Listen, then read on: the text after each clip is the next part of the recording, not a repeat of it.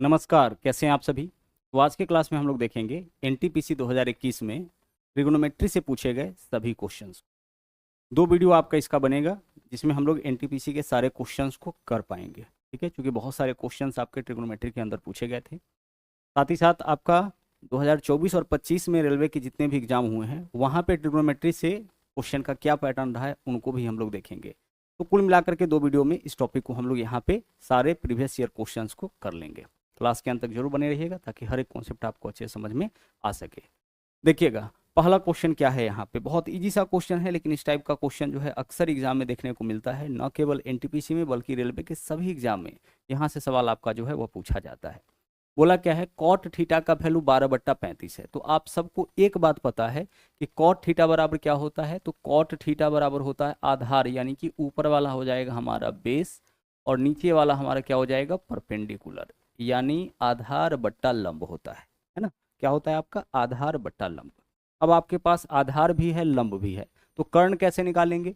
तो कर्ण निकालने का तरीका आपको पता है, पाइथागोरस थ्योरम लगाते हैं या फिर ट्रिपलेट लगाते हैं। तो इसको भी करने का जरूरत नहीं है। देखिए दो नंबर 12 और 35 यहाँ पे है। अब ऑप्शन में देखिए 12-35 के अलावा क्या दिख रहा है, 37 दिख रहा है ना। ऑप्शन में 12-35 के अलावा क्या दिख रहा है, 37, यानी जो तीसरा वैल्यू होगा, कहने का मतलब लंब आधार के बाद जो तीसरा होगा कर्ण वह क्या हो जाएगा, 37।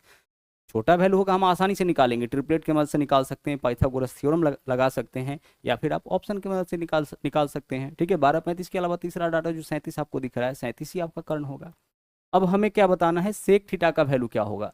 तो सेक थीटा बराबर क्या होता है, सेक थीटा बराबर होता है कर्ण, यानी इसमें कर्ण ऊपर रहता है और नीचे क्या होता है, नीचे आपका आधार होता है। कर्ण और आधार का यह रेशियो है। तो कर्ण आपका 37, आधार आपका 12, 37/12 जहां भी आपको दिखे आप उसको चुन लीजिए, यही आपके क्वेश्चन का क्या होगा, सही आंसर होगा।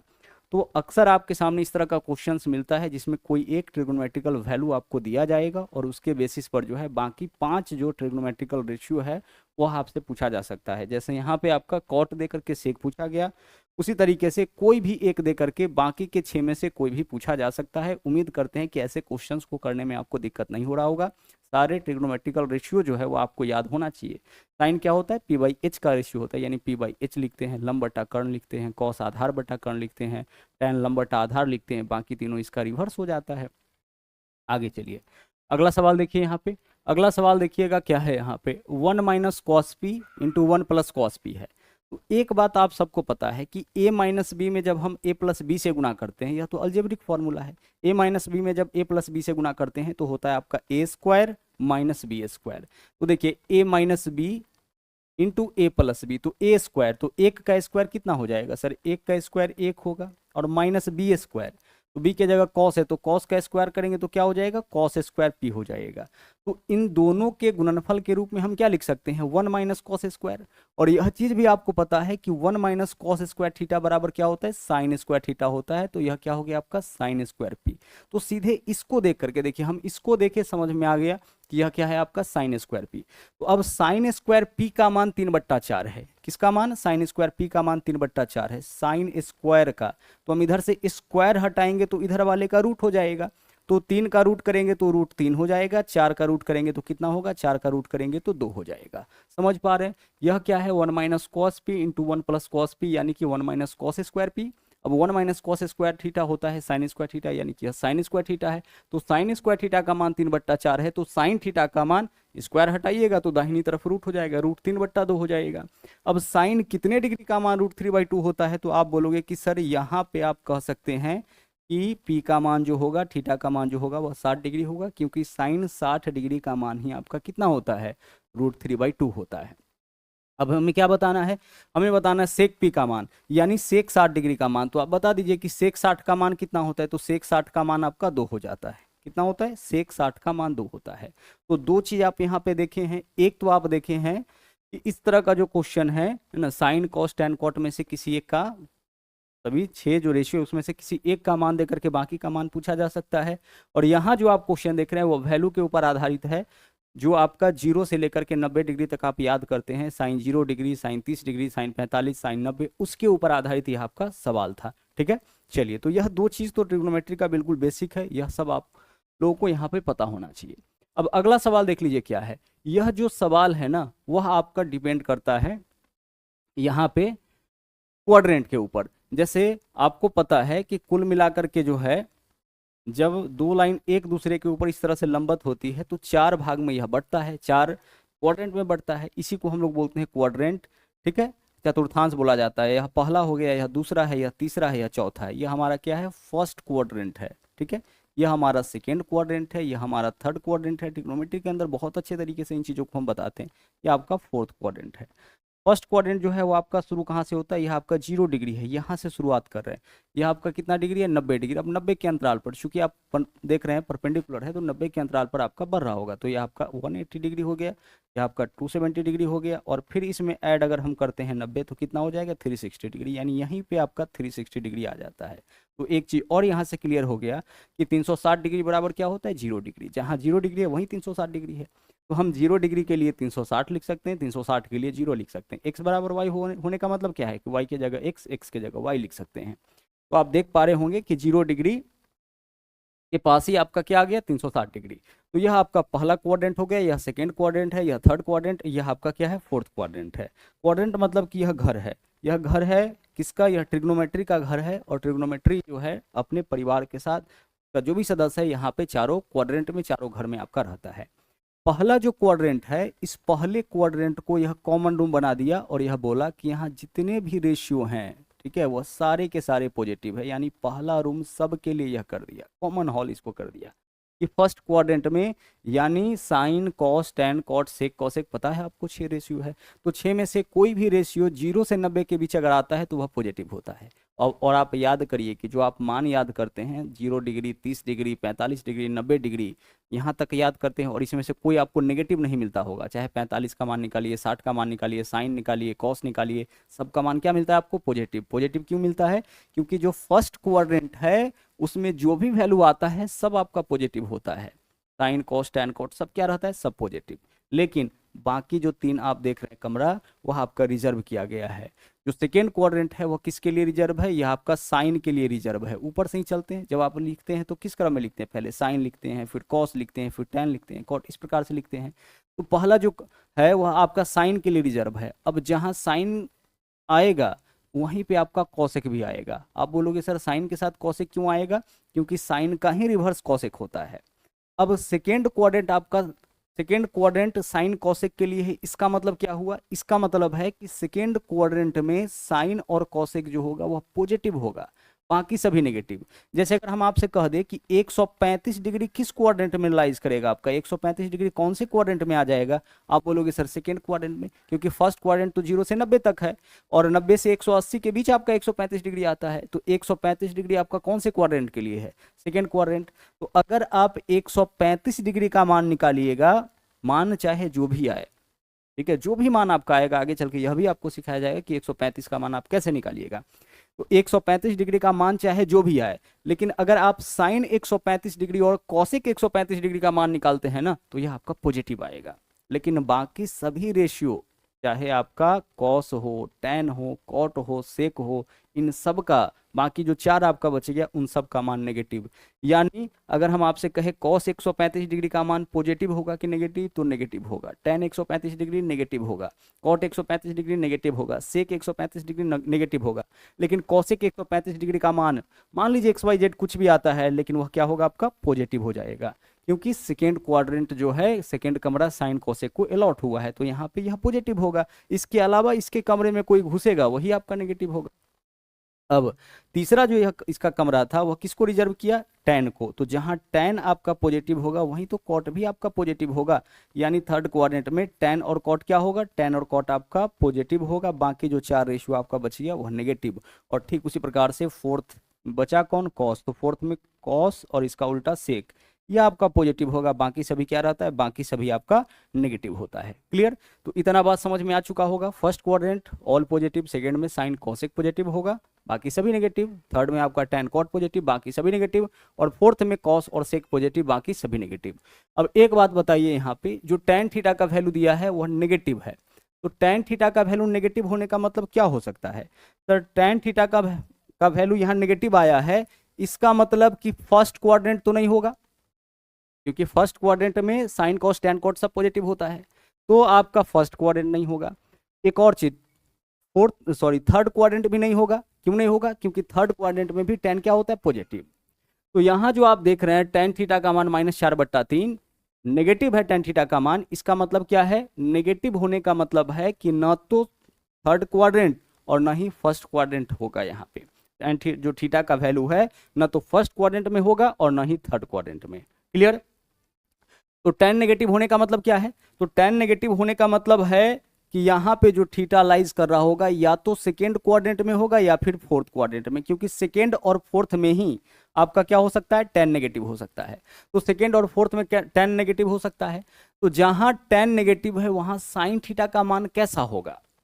तो जहां आपका tan नेगेटिव है, कहां tan नेगेटिव हो सकता है? सेकेंड में और फोर्थ में। तो अगर सेकेंड और फोर्थ में tan नेगेटिव है तो सेकेंड में साइन का मान पॉजिटिव हो सकता है, अगर सेकेंड में रहे तो, और फोर्थ में रहे तो साइन का मान क्या होगा? नेगेटिव। कहने का मतलब कि tan जहां नेगेटिव होगा वहां साइन पॉजिटिव भी हो सकता है और नेगेटिव भी हो सकता है, और ऐसा एकमात्र ऑप्शन है तो उसी ऑप्शन को चुन लीजिए। यानी कॉमन सेंस का उपयोग करके इस क्वेश्चन को सोल्व करना है। हम यहाँ पे tan का मान लंबटा आधार कर्ण ऐसे करके निकालने के लिए नहीं जाएंगे, क्योंकि उसकी आवश्यकता नहीं है। ऑप्शन देखिए ना, 4/5 लेकिन -4/5 नहीं, -4/5 लेकिन 4/5 नहीं। उसी तरह से 5/6 या 6/5, और यहाँ -4/5 या 4/5। तो हमारा आंसर जो होगा साइन थीटा का जो मान होगा या तो नेगेटिव या पॉजिटिव। यहाँ क्या बोला है? दोनों पॉजिटिव बोला है, नहीं हो सकता है। यहाँ बोला है कि 4/5 लेकिन यह नहीं, नहीं ऐसा नहीं होगा। या तो -4/5 हो सकता है या फिर +4/5 हो सकता है। क्यों? क्योंकि साइन थीटा जहाँ tan नेगेटिव होता है वहां पे साइन पॉजिटिव भी हो सकता है और नेगेटिव भी हो सकता है, इस वजह से। आगे चलिए, अगला सवाल देख लीजिए। जब भी ऊपर नीचे का योग 90 हो ना, इसका मान आप 1 चुन लीजिएगा। आप बोलिएगा सर 1 क्यों चुनते हैं? जब भी ऊपर नीचे का मान देगा ना तो यह इंटरचेंजिंग वाला डाटा देता है। इंटरचेंजिंग क्या होता है इसको भी आइए समझ लेते हैं। जरूरत पड़ने पर किसी एक रेशियो के बदले हम दूसरा रेशियो लिखते हैं। 6 रेशियो है ना, sine cos tan cot sec cosec, ठीक है, क्रम से। तो साइन के बदले जरूरत पड़ने पर हम कॉस लिख देते हैं, ठीक है, और कॉस के बदले साइन। ठीक उसी प्रकार से टैन के बदले जब हमें जरूरत होती है कि टैन के बदले कोई दूसरा रेशियो लिखिए तो हम कॉट लिख सकते हैं। और ठीक उसी प्रकार से सेक के बदले कभी जरूरत होता है तो हम क्या लिखते हैं? कॉसेक लिखते हैं। इसी को बोला जाता है इंटरचेंजिंग।